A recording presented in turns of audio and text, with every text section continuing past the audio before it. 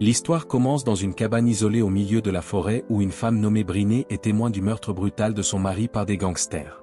Les assassins creusent ensuite un grand trou et jettent les deux corps dedans, croyant avoir éliminé tous les témoins, mais ils ne savent pas que Brinée est toujours en vie car les balles n'ont pas touché ses zones vitales. Brinée était soldat, formé aux techniques de combat d'élite, tandis que son mari Dylan était policier. Tout commence lorsque Brinée et Dylan se rendent en vacances. En conduisant, un homme dans un camion les double de manière agressive en proférant des propos obscènes et harcelant Brinée. Plus tard, le couple s'arrête dans un restaurant routier pour faire une pause.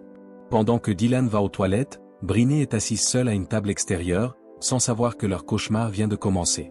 À ce moment, l'homme du camion, Butch, réapparaît et s'approche de Brinée, intensifiant son harcèlement. Cette fois, il est encore plus agressif, lançant des insultes vulgaires pour provoquer une réaction. Alors que la tension monte, Dylan sort des toilettes. Voyant la scène, il intervient immédiatement et une violente altercation verbale éclate entre Dylan et Butch. La situation menace de dégénérer lorsqu'une dame âgée du restaurant intervient calmement, se plaçant entre les deux hommes pour apaiser la tension. Elle se tourne ensuite vers Brinée et Dylan, leur sourit chaleureusement et explique que les habitants de la ville ne sont pas habitués à voir passer de jolis couples comme eux. Elle s'excuse ensuite au nom de Butch. Dylan, semblant se calmer, remercie sincèrement la femme pour son intervention opportune et sa gentillesse. Le couple reprend sa route à la recherche d'un bel endroit dans la forêt pour passer la nuit. Alors qu'ils commencent à monter leur tente, une policière s'approche d'eux et engage la conversation avec Brinée.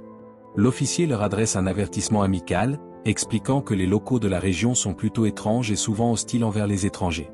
Elle leur conseille d'être prudents s'ils décident de rester. Reconnaissant, le couple change ses plans et choisit d'explorer les environs à pied plutôt que de camper.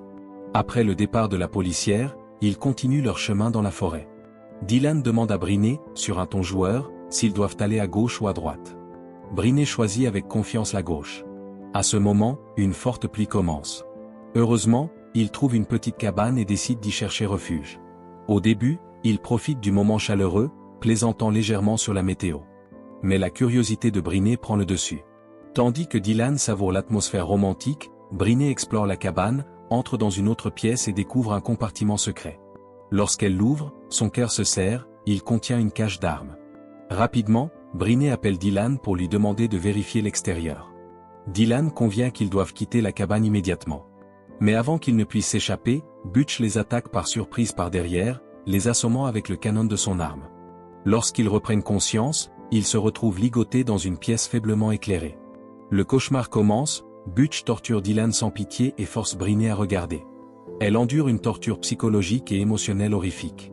Lorsqu'on lui demande qui les a envoyés, Dylan répond qu'ils sont en vacances, mais la situation empire quand un homme de Butch entre et révèle une vérité choquante. Dylan est policier. Cette révélation rend tout encore plus dangereux, car Brinée comprend que leurs ravisseurs feront tout pour les faire taire. Butch fait une pause, la panique se lit dans ses yeux. Il entre dans la pièce, regarde Dylan et semble un instant pris de remords. « Je ne savais pas que tu étais policier », murmure-t-il d'une voix tremblante. « Je vous dois des excuses. » Mais avant qu'un autre mot ne soit prononcé, Butch a appuyé sur la gâchette et les a tous les deux abattus sans hésitation. « Je suis désolé. » Il ordonna alors à ses hommes de se débarrasser des corps. Dylan et Brinée furent traînés jusqu'à une fosse profonde et jetés sans cérémonie. La scène bascule en flashback, montrant Brinée subir un entraînement rigoureux pour devenir soldat. Le regard concentré, ses mouvements disciplinés et sa force inébranlable montrent que Brinée n'est pas une femme ordinaire. C'est une combattante redoutable, capable de faire réfléchir ses ennemis à deux fois avant de la défier. De retour au présent, Brinée se réveille après le chaos, miraculeusement, la balle ne l'a que frôlé, causant une profonde blessure et une importante perte de sang, mais sans la tuer. À son réveil, son premier réflexe est de chercher Dylan, dont elle découvre avec horreur la disparition. Avalant sa douleur, elle couvre le corps de Dylan de petits rameaux en guise d'adieu, au cœur de la nature sauvage.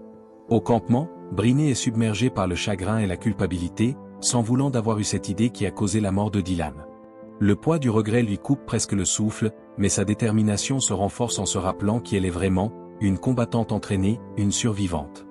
L'idée de laisser le meurtrier de Dylan en liberté lui est insupportable. Brinée fait le serment de rendre justice à son mari et de traquer ses assassins quoi qu'il en coûte. Avec une ferveur inébranlable, elle prend sa hache et se lance dans sa mission de vengeance, ses pas fermes et son but clair, la justice pour Dylan. Pendant ce temps, Butch retourne chez sa mère. Dans la maison règne une atmosphère tendue et menaçante.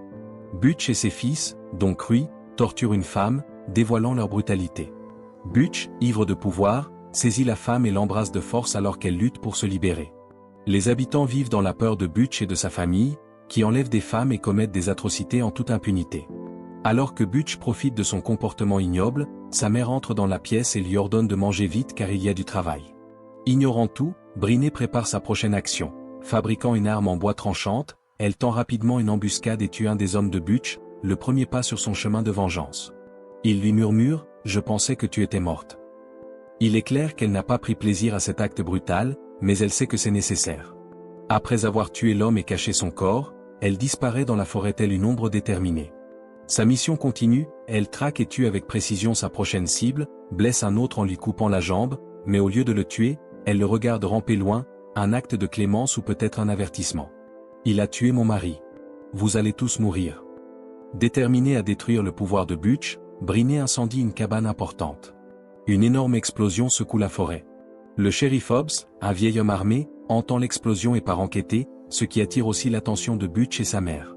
Voyant la fumée, Butch se sent mal à l'aise et sa mère lui ordonne d'aller vérifier. En traversant la forêt, Butch trouve un de ses hommes grièvement blessé par Briney, qu'il charge rapidement dans son camion pour chercher de l'aide, sans savoir que Briney se cache dans la benne, observant et attendant le bon moment.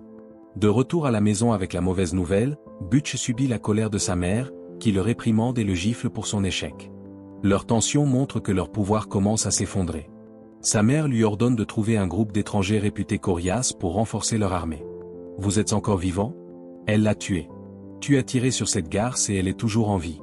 Tu avais une tâche simple et tu n'as pas su la gérer. Mieux vaut régler ça, maman. » Butch rend visite à une vieille connaissance, une érudite recluse ayant accès aux archives, et lui demande d'enquêter sur Briney.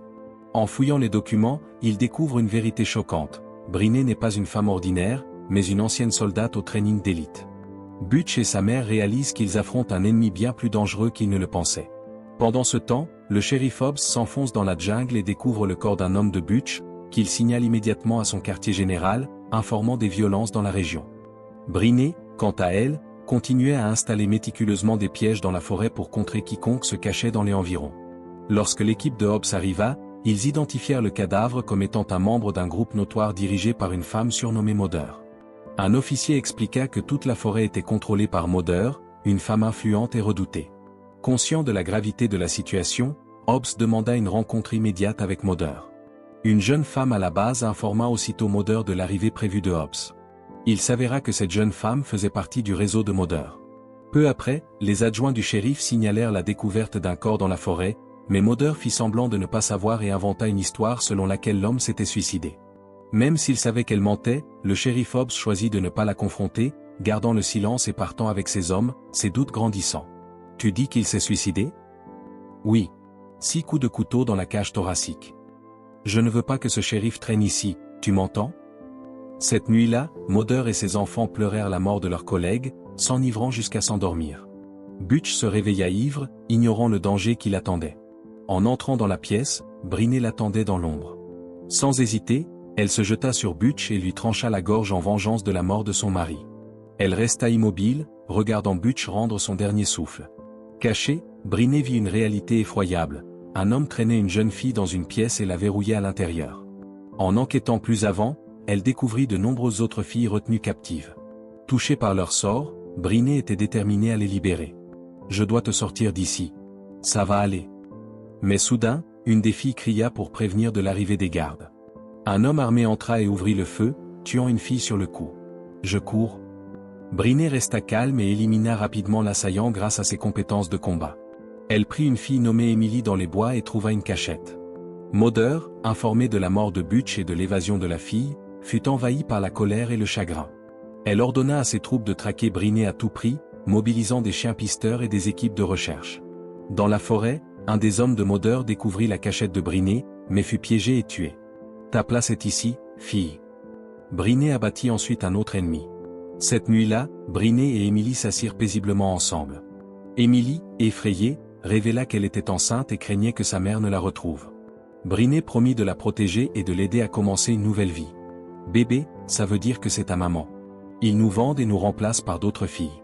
Tous les quelques mois, il y a une livraison. » Le lendemain, Emily fut capturée, mais Briney arriva juste à temps et tua les kidnappeurs. Le shérif Hobbs était aussi sur place et fut blessé par balle dans le lac. Brinet évacua l'assaillant et conduisit Hobbs en lieu sûr. « Ne t'inquiète pas, il faut qu'on se dépêche. » Elle les avertit qu'ils devaient tromper l'ennemi pour qu'ils cessent de chercher leur cachette. Brinet et Émilie descendirent la rivière et retrouvèrent la policière qui les avait avertis plus tôt.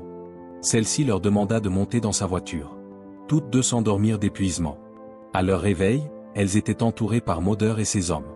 Il s'avéra que la policière était une traîtresse travaillant pour Mulder. Ils commencèrent à torturer Émilie et Brinet.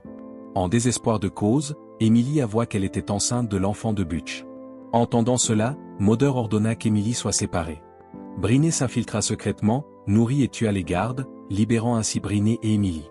Ensemble, elles pénétrèrent dans la pièce où Mulder et ses hommes étaient rassemblés. Une bataille féroce éclata. Brinet se battit avec acharnement, éliminant ses ennemis un par un, faisant preuve d'une grande résistance. Au milieu du chaos, Mulder prit Émilie en otage, un couteau sous la gorge.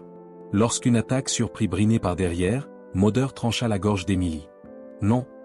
Brinet tua son assaillant, mais lorsqu'elle arriva auprès d'Émilie, la jeune fille était déjà morte. « Tu ne méritais pas ça. Je suis tellement désolé. » 3 mois plus tard, Mulder était assise dans son jardin lorsqu'un message arriva. Le jour du jugement. Avant qu'elle ne puisse réagir, une balle transperça sa tête. De loin, Brinet observait, sa vengeance accomplie. Sa mission terminée, Brinet s'éloigna, laissant le passé derrière elle.